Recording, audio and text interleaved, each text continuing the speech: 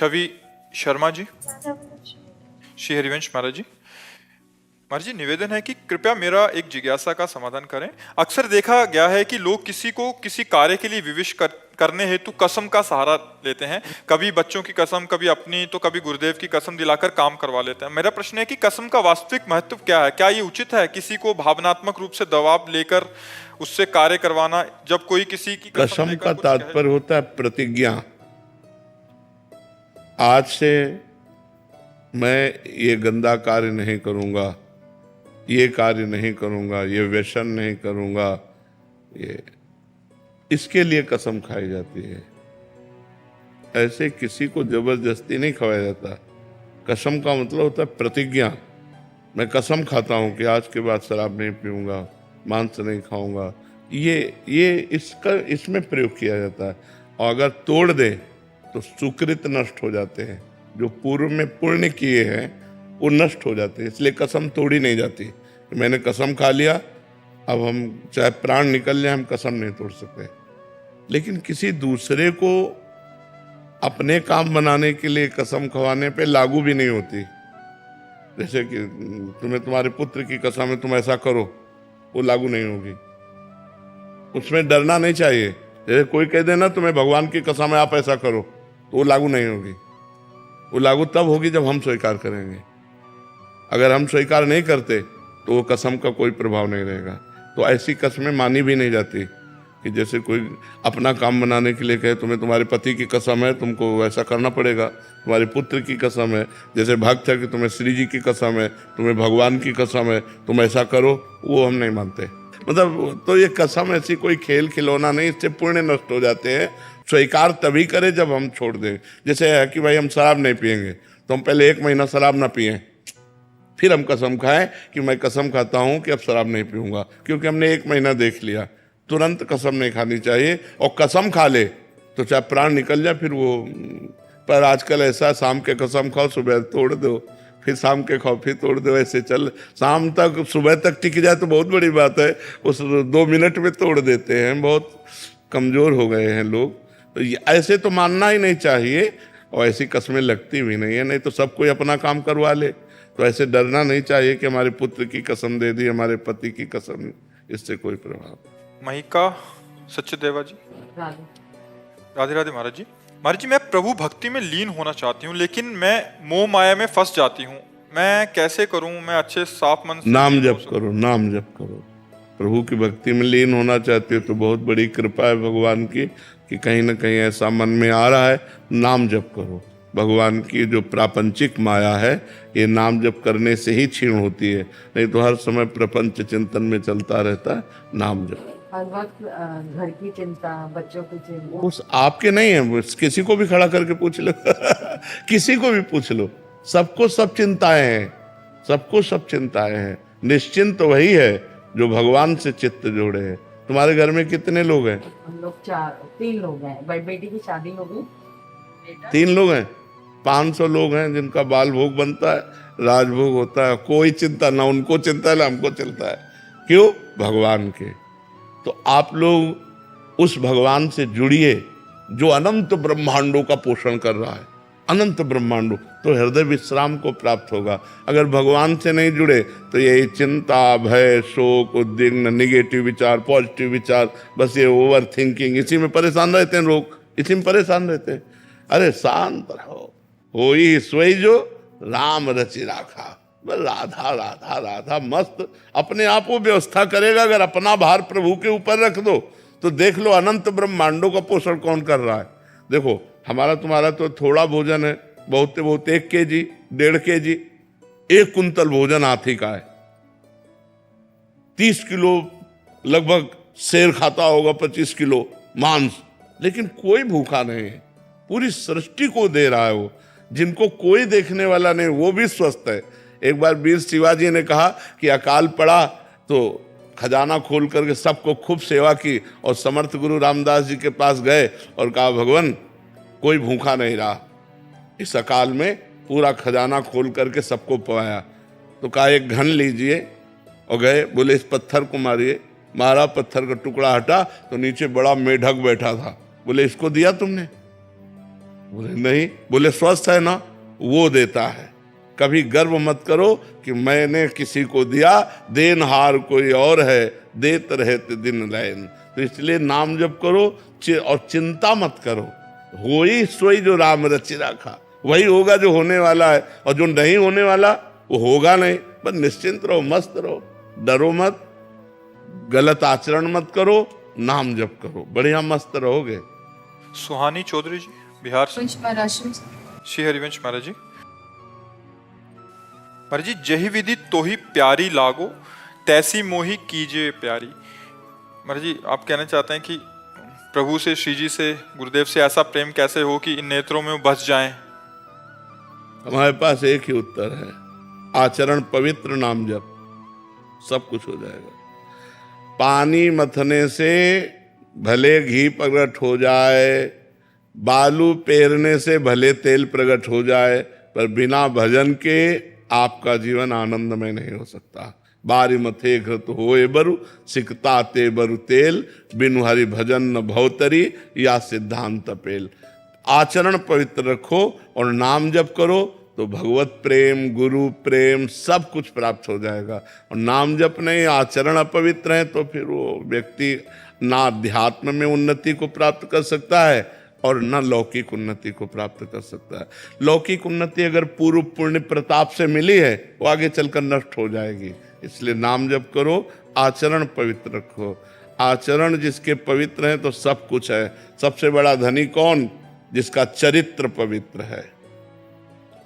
आजकल लोग समझ नहीं रहे, चरित्र को बड़ी मतलब नीची वस्तु समझ रहे हैं, और चरित्र सबसे ऊंची वस्तु है। चरित्रवान ही महान है।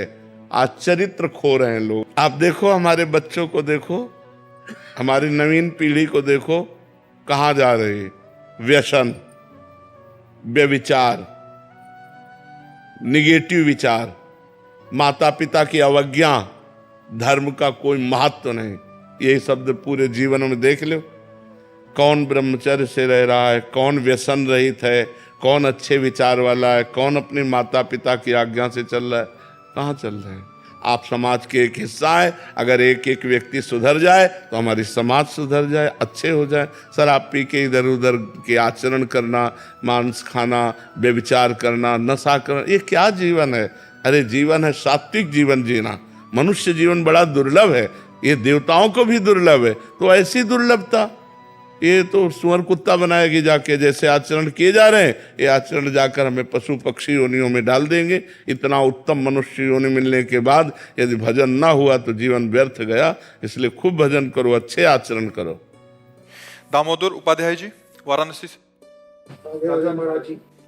महाराज जी, आप कह रहे हैं कि आप ज्ञान मार्गी गुरु से दीक्षा ली है, बट आपका बचपन से ही कृष्ण भक्ति में ज़्यादा वो था, और अपनी इच्छा अनुसार गोपाल जी के नाम का मंत्र गुरुदेव से लिया था। महाराज जी, अब ये कह रहे हैं कि गीता और गोपाल ही में इनकी श्रद्धा है, जो गुरुदेव से ज्ञान मार्ग की दीक्षा मिली है उसमें कोई वो नहीं है। तो महाराज जी ऐसे चुपचाप नाम जप करो जो गुरुदेव ने नाम दिया, और गोपाल जी से प्रेम करो। ज़्यादा समय नहीं रह गया है, हाँ चलना है, भगवान के पास चलना। नाम जप करो, हर श्वास नाम जप करो।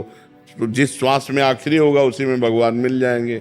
नाम जप करो, समझ रहे हो? महाराज जी ने जो दिया है वही महाराज जी ने जो गुरुदेव ने दिया वही नाम जप करो। कृष्ण प्रेम का उपार्जन हो जाएगा। हाँ बिल्कुल हो जाएगा, क्योंकि भगवान के सब नाम भगवत प्रेम प्रदान करने में समर्थ है। तो इसलिए गुरु के मुख से निकला हुआ नाम बड़ा महिमामय होता है, इसलिए उसी को जपो। पुष्पा राणा जी रोहतक से। राधा वल्लभ श्री हरिवंश महाराज जी। महाराज जी, आत्मा का निर्माण किसने और क्यों किया? मैं इन सब प्रपंच में क्यों हूँ? आत्मा का कहीं निर्माण होता है? आत्मा तो स्वयं ब्रह्म है, वो किसी के द्वारा निर्मित थोड़ी है। निर्माण पांच भौतिक देह का होता है, निर्माण सूक्ष्म शरीर का होता है, निर्माण कारण शरीर का होता है, आत्मा का थोड़ी होता है। समझ पा रहे हो? आत्मा का निर्माण नहीं होता। आत्मा को जानती हो? एक आवाज होती है जब हम कुछ गलत। कोई आवाज, ये सब प्राकृतिक है। तुम्हारी कान, तुम्हारे नेत्र, तुम्हारा नाक, तुम्हारा मुंह, तुम्हारा शरीर, ये पंचभूतों से बना है। अंदर जो सिस्टम मशीन सूक्ष्म शरीर है वो भी प्राकृतिक है, माया से रचित है। उसके अंदर जो कारण शरीर वो भी माया से, आत्मा सबको प्रकाश देती है, वो शांत प्रकाश स्वरूप है। ये सब आवाजें इंद्रियों में होती है, उसमें नहीं होती। वो शांत, शांताकारम, वो शांत है। पहले भजन करो डट के। और ये क्यों रचा, कैसे रचा, आपकी रचना है। आप फंस गए अपने स्वरूप को भूल करके। आप अपने को स्त्री मानते हैं ना, तो आप अपने को आत्मा तो नहीं मानते। अब जो कर्म कर रहे हैं वो आगे फंसाव डालता चला जाएगा। जैसे मकड़ी अपने जाल को बुनती है अपने अंदर से और उसी में खेलती है, ऐसे हम अपनी वासनाओं से खेल रहे हैं। हम अपने कर्म में फंसते चले जा रहे हैं। आप वासना मुक्त हो जाओ, मुक्त हो गए। आप ब्रह्म स्वरूप हैं। सर्वम खलमिदम ब्रह्मणे नास्ति किंचन, किंचन मात्र भी ब्रह्म के सिवा कोई नहीं है। पर हम अपने को ब्रह्म थोड़ी मान रहे, अपने को पुरुष मान रहे, अपने को स्त्री मान रहे, अपने को अच्छे कर्म करने वाला, बुरे कर्म करने वाला, ये सब मानकर हमारी मान्यता ब्रह्म भाव से हट गई तो हम भटकते घूम रहे हैं। अध्यात्म गुरु बनाकर नाम जप करके, शास्त्र स्वाध्याय करके हम अपनी भूल मिटाते हैं। कोई नई बात नहीं करते, भूल मिटाते हैं। हम भूल में भटकते जा रहे हैं, भूल मिट गई तो स्वरूप में स्थित हो गए, ब्रह्म स्वरूप हो गए। भगवान कहीं और थोड़ी है, आप में ही है और आप ही है। दोनों बात समझो। जब तक समझ में ना आवे तब तक आप में ही है, और जब समझ आएगी तो समझ में आपको अनुभव में आएगा कि आप ही है। सोई जाने जेह देहु जनाई, और जानत तुम्हें हो जाई। जो आपको जान गया वो आप में हो गया। तो आप में हैं और आप ही हैं। जब ये अनुभव हो जाता है आप में है तो भक्ति में मस्त हो जाता है, और जब आप ही हैं तो ब्रह्म में स्थित हो जाता है। अब ये साधना है, साधना करो तो धीरे धीरे समझ में आ जाएगा। डिविन शर्मा जी, नोएडा से। श्री हरिवंश। राधे राधे महाराज जी। महाराज जी, जब से आपके श्रीमुख से ये सुना कि मंदिर में गिरे हुए फूल, प्रसादी, तुलसी दर आदि यदि अनजाने में भी चरणों में आ जाएं तो हमारे द्वारा किया गया सारा भजन तप जब पुण्य नष्ट हो जाता है, तब से मन अत्यंत विचलित हो गया। जब भी मंदिर जाता हूँ हर पग डरते रखता हूँ। यदि कोई पुष्प या तुलसी मेरे पाँव के नीचे आ गई तो ऐसा लगता है कि उठा के माथे पे रख लेना चाहिए। जैसे पैर में लग गए तो उठा के माथे पे रख लेना चाहिए, जेब में डाल लेना चाहिए। यमुना जी या ऐसे पवित्र जगह जो मान लो फूल या ऐसे, तो वो फूल जो प्रभु के श्रीअंग में चढ़ा हो, और अन्य फूलों से नहीं। महाराज जी प्रसादी मिलती है जैसे महाराज, हाँ, तो पत्तियां वगैरह गिरती हुई जाती हाँ, वो ऐसे सावधानी रखनी चाहिए लेने वालों को। पर अपने जैसे पैर के नीचे आ जाए तो माथे पे रख ले तो वो अपराध फिर मुक्त। ऐसे चलना पड़ता है जैसे बिल्कुल। हाँ, अब ये तो हम भी चलते हैं ऐसे, मंदिर जाते हैं तो हम ऐसे देखते जाते हैं। अगर सामने तुलसी दिखाई दी तो रुक गए, तुलसी जी को उठा लिया, या कोई पास हुआ तो बता दिया ऐसे उठाओ। पैर रखना, इसीलिए देवालय, तीर्थयाटन, इनमें बहुत सावधानी रखी जाती है कि हमें अपने पुण्य बचाने हैं, पुण्य नष्ट नहीं करने हैं। अब जैसे भगवान का प्रसादी जो वो अगर गिर पड़ा उस पर पैर रख, इसका एक कथा है। पुष्पदंत जी भगवान शिव जी के एक पार्षद हैं। तो काशी नरेश का बगीचा था जो विश्वनाथ जी के लिए वो पुष्प रखते। तो काशी विश्वनाथ जी के पार्षद हैं तो रात्रि में ही ले आते थे। अब दिव्य अंतर ध्यान गति से तो आसपास सब सैनिक लगे रहते और सुबह सारे फूल गायब। तो राजा ने कहा चोर अगर चोरी करता तो बाहर से आता, ये फूल कैसे गायब हो जाते हैं? तो विद्वानों ने बताया ये चोर अंतर ध्यान होके आता है, ये चोर ऐसा नहीं है, दिव्य चोर है। तो उनका चोर को कैसे पकड़ा जाए? तो उनका विश्वनाथ जी के जो प्रसादी बिल्व पत्र फूल है बगीचे में डाल दीजिए, वो शक्तिहीन हो जाएंगे। जहाँ पैर पड़ेगा पुण्य नष्ट होंगे, पकड़ में आ जाएंगे। ऐसा ही किया गया। तो जो ही उन्होंने पैर रखा सारी शक्ति नष्ट हो गई। अब उन्होंने विचार किया ये तो मतलब मनुष्य लोग हमें पकड़ लेंगे, और दिव्य पार्षद तो महिमना पारंते, ये महिमना स्तोत्र, तुरंत उन्होंने महिमना स्तोत्र की रचना की और बिल्वपत्र को प्रणाम करके माथे पे लगा, अंतर ध्यान हो गए। महिमा स्तोत्र से तुरंत सारी शक्ति उनकी जागृत हो गई। शिव महिमा स्तोत्र है। तो ऐसे ही जैसे भगवान का तुलसी दल है या पुष्प आदि है, हमारे पैरों पे पड़ जाए तो हमें माथे पे लगा के राधा राधा राधा राधा राधा, तो उससे क्षमा हो जाता है। पर सावधानी रखे, भगवान ने आंख दी है बचाने के लिए। पर बाहरी लोग इन बातों को जो जानते नहीं ना, तुलसी की माला ली ऐसे तुलसी गिराते चले जा रहे हैं, फूल माला ऐसे ली जाती है। माला प्रसाद मान लो मिला ना, उसे ऐसे वस्त्र में लिया जाता है। पर आजकल वस्त्र ऐसे नहीं, अब मान लो कैसे लोगे आप, गमछा हो तो उसमें ले लें, अब शर्ट में लेंगे तो पेट खुल रहा है, ऐसे थोड़ी बोले। वैसे इसीलिए अपने भारतीय जो पोशाक है वो बहुत बढ़िया है। अपना धोती कुर्ता या पैजामा कुर्ता पैजामा और एक गमछा जरूर रहता था। अब तो गमछा किसी के पास नहीं है। तो वैसे प्रसाद जो माला प्रसादी है वो ऐसे लेने में ज़्यादा अच्छा रहता है। पर अब कैसे ले, किसी के पास गमछा तो रहता नहीं। हम तो बाबा जी इसलिए अचला है, सबके पास तो अचला है। तो भी बड़ी सावधानी से ले ले, जिससे गिरे ना और जिनके पैरों में लग जाए वो उठाकर माथे पे लगा ले। प्रसाद वगैरह मिलता है, भीड़ इतनी होती है, धक्का मुक्की होती है, तो मतलब इतना भी मौका नहीं मिलता कि नीचे झुक भी जाएं। हाँ बिल्कुल, कहीं कहीं ऐसा तो नेत्रों से प्रणाम कर ले। मान लो ऐसा धक्का लगा, आप आगे गए तो नेत्रों से प्रणाम कर लो। हृदय में जो जलन होती है वही उसका पश्चाताप हो जाता है। जो हृदय में ताप होता है वही उसका पश्चाताप हो जाता है। आयुषी गर्ग जी लंदन से। राधे राधे। राधे राधे महाराज जी। महाराज जी, आप कह रहे हैं कि क्या भजन सुनने और गाने का फल नाम जप स्वरूप ही होता है? मैं नाम जप बहुत देर तक तो नहीं कर पाती, पर भजन या कथा सुनने में बहुत रुचि है। हाँ ठीक है, लेकिन जो नाम जप करेगा वो बहुत जोर की बात होगी, क्योंकि नाम जप आप कर रहे हैं। देखो मन जब नाम जप में नहीं रुकेगा, टेप चला दो तो झूमने लगेगा, लेकिन नाम जप में नहीं झूमेगा कि उसमें भागेगा, उसमें पर नाम जप से मन मरता है। जैसे हम रामायण देख रहे हैं, महाभारत देख रहे हैं, या कोई भजन या कोई ध्वनि कीर्तन, इसमें में कोई समस्या नहीं, मन राजी रहेगा। लेकिन सब बंद करके माला उठा लो, अब परेशान शुरू कर दे। मतलब आंतरिक सुधार के लिए नाम जप अत्यंत आवश्यक है। थोड़ी देर नाम कीर्तन कर लो, थोड़ी देर सुन लो, लेकिन अधिक समय नाम जप में लगाओ। नाम जप अंदर के मल का नाश करके और भगवत प्राप्ति कराता है। इसलिए नाम जप पर ज़्यादा प्रीति करो, अंदर ही अंदर नाम जप। अब जैसे रसोई सेवा में अब लगा दिया कथा सुन रहे हैं, हम सोहनी लगा रहे हैं, पोछा लगा रहे हैं, घर के काम कर रहे हैं, तो नाम उस समय चला लो नाम। लेकिन जब हम शांत बैठे हैं तो फिर माला ले लो, फिर माला या काउंटर से चुपचाप ध्यान पूर्वक नाम जप करो। शेफाली जी गुजरात से। राधा श्री हरिवंश महाराज जी। महाराज जी, जब आप कहते हैं कि ये शरीर भी जाएगा तो बहुत डर लगता है कि महाराज जी आपके बिना कैसे। हम बच्चा रोज तैयार रहते हैं। अब अंदर की तुम्हें बात कहें, जैसे रोज तैयारी की जाती है ना कि हमें बम्बई जाना है तो कपड़े और ये वो सब समेत, हम हर समय तैयार रहते हैं। क्योंकि किडनी फेल है, अब 20-22 साल हो गए, अब कितने दिन चलेगी भगवान की इच्छा। मतलब रोज तैयारी रखते हैं हम। पर अभी तो जीना सीखा है आपसे, तो फिर कैसे हम।